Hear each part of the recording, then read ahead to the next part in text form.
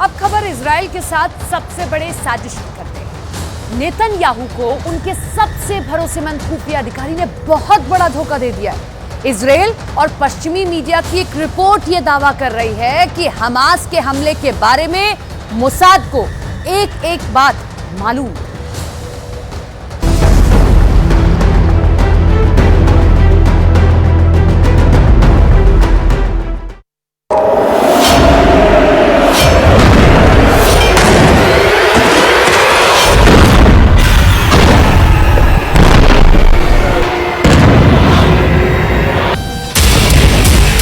पहले 7 अक्टूबर का हमला, जब इजराइल के साथ पूरी दुनिया को इस अटैक ने हैरान कर दिया। फिर 1.5 महीने तक गाजा पर बमबारी, 13,000 लोगों की मौत, गाजा का जर्रा जर्रा बिखर गया।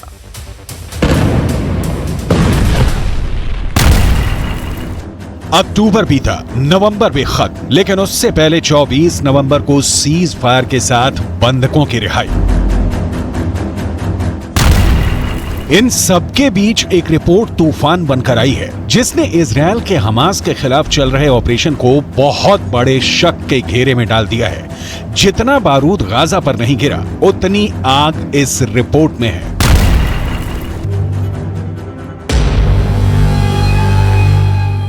पश्चिमी मीडिया में खबर छपी कि 7 अक्टूबर को हुए हमले से पहले मोसाद से जुड़े बड़े अधिकारियों को हमास के हमले को लेकर इंटेलिजेंस रिपोर्ट भेजी गई थी। फाइनेंशियल टाइम्स की इस रिपोर्ट में बताया गया है कि इजराइल की इंटेलिजेंस ने न सिर्फ इस रिपोर्ट को नजरअंदाज किया, बल्कि मोसाद के बड़े अफसरों ने इस रिपोर्ट को खारिज कर दिया। अब खारिज करने का क्या मतलब है? क्या मोसाद का कोई बड़ा अधिकारी हमास से मिल गया था? क्या मोसाद के अंदर हमास का स्लीपर सेल बन चुका है, जिसमें बड़े बड़े अधिकारी हमास के लिए डबल एजेंट बन गए हैं?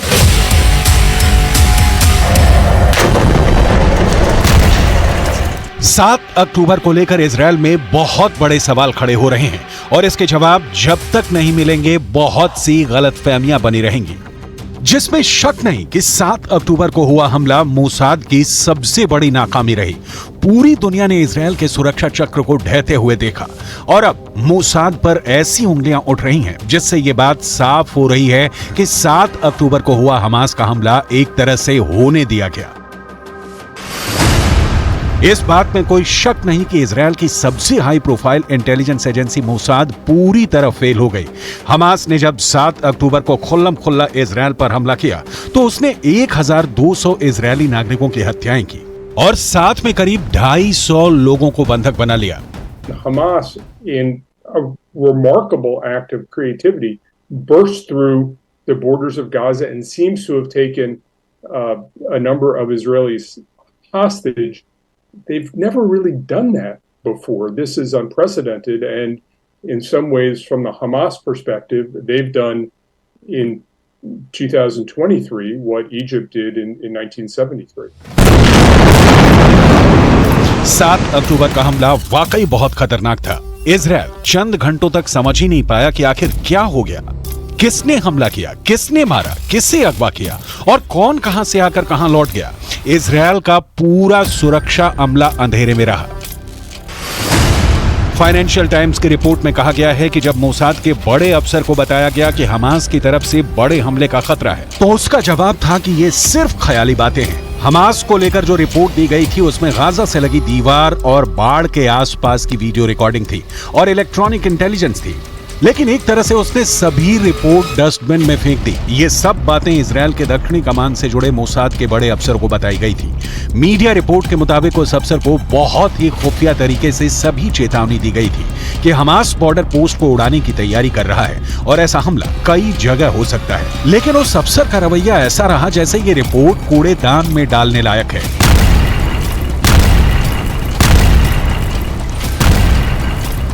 मोसाद को जो खुफिया रिपोर्ट मिली थी, उसमें इजराइल के कुछ ठिकानों का भी नाम था जहां हमास हमला करना चाहता था और 7 अक्टूबर को ऐसा हुआ भी।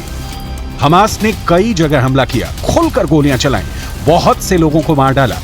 ये सब बातें मोसाद के उस अफसर को बताई गई थी, लेकिन उसने एक भी रिपोर्ट को लेकर यकीन नहीं किया। हमास के खतरे को एक तरह से जानबूझकर नजरअंदाज किया गया।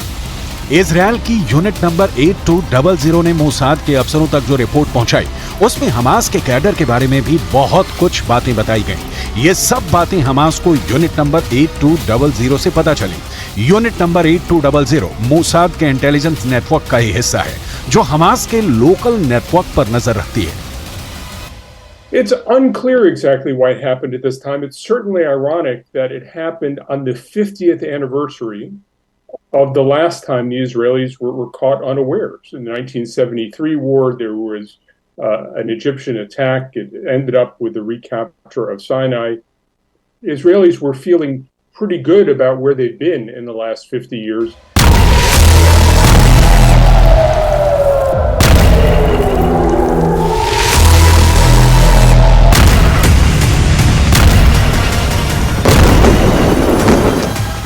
7 अक्टूबर के हमले को 1973 में हुए हमले के बाद सबसे खतरनाक अटैक बताया गया है।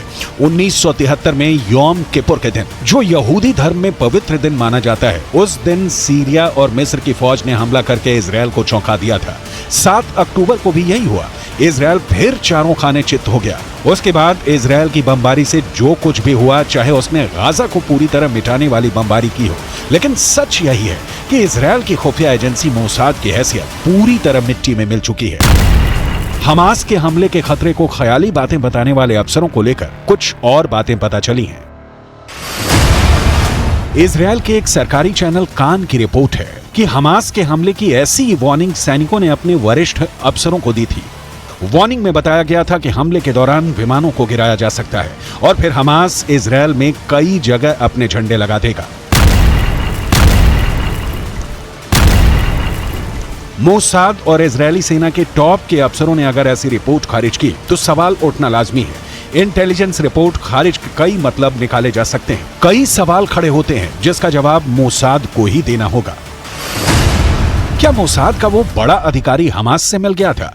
क्या मोसाद के अंदर हमास की एंट्री हो चुकी है? क्या मोसाद के अंदर हमास का स्लीपर सेल बन चुका है, जिसमें बड़े बड़े अधिकारी हमास के लिए डबल एजेंट बन गए हैं? ये सवाल इसलिए उठते हैं क्योंकि इजरायल के लिए हमास हमेशा सबसे बड़ा खतरा माना गया है। और अगर मोसाद का कोई बड़ा अफसर बड़े हमले के इंटेलिजेंस रिपोर्ट को लेकर कहे कि ये ख्याली बातें हैं, तो सवाल तो उठेंगे। अब गाजा में युद्ध के बीच मोसाद को फैसला करना है कि वो ऐसी नाकामी और ऐसे लापरवाही से कैसे निपटता है। इस वक्त इजरायल की सेना सीज फायर के बीच उत्तरी गाजा में लड़ रही है और वहां उसे हमास की तरफ से बड़े हमले झेलने पड़ रहे हैं। हमास के एंटी टैंक दस्तों ने इजरायल की टैंक फोर्स का जीना मुश्किल कर दिया है।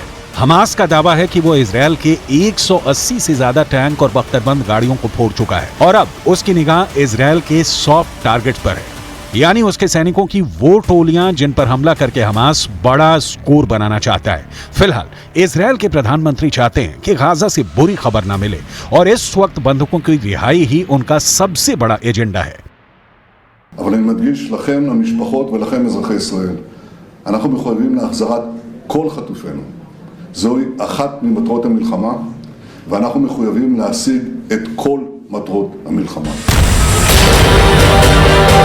हालांकि नेतन्याहू घरेलू मोर्चे पर घिरते हुए नजर आ रहे हैं। उनको यकीन था कि बंधकों की रिहाई के साथ राजनीतिक उथल-पुथल में उनकी राह आसान हो जाएगी, भ्रष्टाचार के आरोप कम पड़ जाएंगे, लेकिन ऐसा होता नजर नहीं आ रहा। लेकिन गाजा में नॉन स्टॉप बमबारी के साथ नेतन्याहू ने बहुत बड़ी उम्मीदें पाली हुई हैं।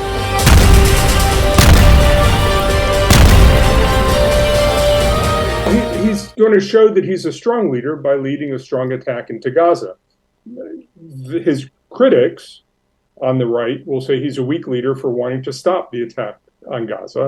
His critics on the left will say he's a weak leader because he was napping when he should have been preparing for this assault. So in the near term, Netanyahu is going to appear very strong. In the longer term, Netanyahu is going to be attacked on his right and on his left. But frankly, Netanyahu has been attacked on his right and his left for his entire career. And that doesn't really faze him. That's just the nature of life. Netanyahu is fighting for his political survival, as he always does.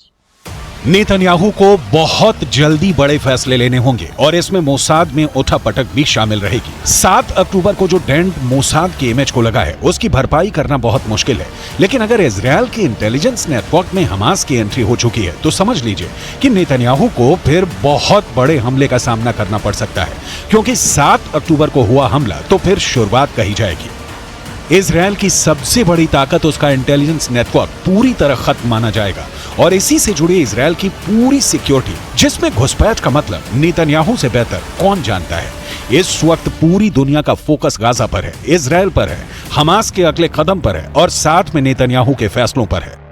इस युद्ध में अगले कुछ दिन बहुत अहम होने जा रहे हैं।